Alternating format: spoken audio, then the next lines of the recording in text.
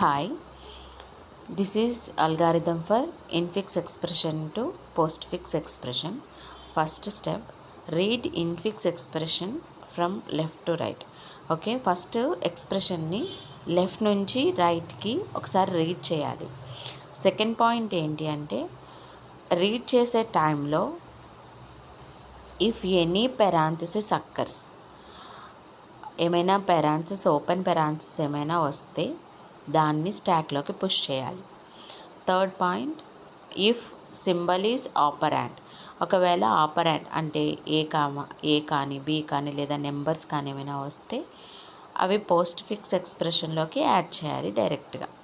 Okay, fourth point, if symbol is operator, ఒకవేళ symbol అనేది plus minus multiplication by ఇలా ఏమైనా ఆపరేటర్ అయితే okay, there is 2 conditions we can check. First ఏంటంటే, stack ఎంటీగా ఉంటే డైరెక్ట్గా స్టాక్లోకి పుష్ చేసేసేయాలి. లేదు స్టాక్లో ఏమైనా ఆపరేటర్స్ కానీ పెరాన్సెస్ కానీ ఏమైనా ఉంటే ఫస్ట్ మీరు పుష్ చేసే ఆపరేటర్ ప్రయారిటీ అలాగే స్టాక్లో ఉన్న ఆపరేటర్ ప్రయారిటీ చెక్ చేసుకోవాలి.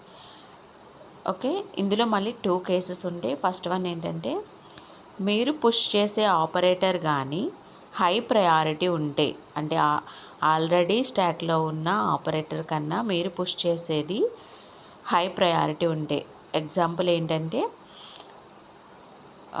స్టాక్లో ప్లస్ ఉంది అనుకోండి, మీరు మల్టిప్లికేషన్ సింబల్ని పుష్ చేయాలి అనుకోండి, ప్లస్ కన్నా మల్టిప్లికేషన్ సింబల్ అనేది ఎక్కువ ప్రయారిటీ కదా, సో డైరెక్ట్గా మీరు పుష్ చేసేయచ్చు, ఎలాంటి ప్రాబ్లం లేదు. రెండో కేసు ఏంటంటే, ఒకవేళ మీరు పుష్ చేసే ఆపరేటర్ తక్కువ ప్రయారిటీది అయి ఉంటే, ఆల్రెడీ ఎగ్జిస్టింగ్ ఆపరేటర్తో పోల్చితే తక్కువ ప్రయారిటీ, అంటే ఫర్ ఎగ్జాంపుల్ స్టాక్లో స్టార్ ఉంది, మీరు ప్లస్ అనేది పుష్ చేయాలి అనుకుంటే అప్పుడు స్టార్ని పుష్ చేసే ముందు స్టాక్లో ఉన్న ఆపరేటర్ని పాప్ చేసి ఎక్స్ప్రెషన్ పోస్ట్ ఫిక్స్ ఎక్స్ప్రెషన్లో రాసి ఈ ప్లస్ని స్టాక్లో స్టోర్ చేస్తారనమాట.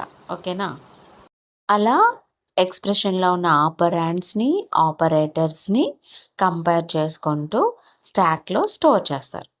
అలాగే if symbol is right parenthesis, already first మనం లెఫ్ట్ పెరాన్సిస్ని స్టోర్ చేసామనుకోండి, తర్వాత కొన్ని సింబల్స్ ఆపరెంట్స్ తర్వాత రైట్ పెరాన్సిస్ వచ్చిందనుకోండి, ఆ లెఫ్ట్కి రైట్కి ఇన్ బిట్వీన్ ఆపరెంట్స్ ఏవైతే ఉన్నాయో అవన్నీ పాప్ చేసి ఎక్స్ప్రెషన్ పోస్ట్ ఫిక్స్ ఎక్స్ప్రెషన్లో రాసేయాలి.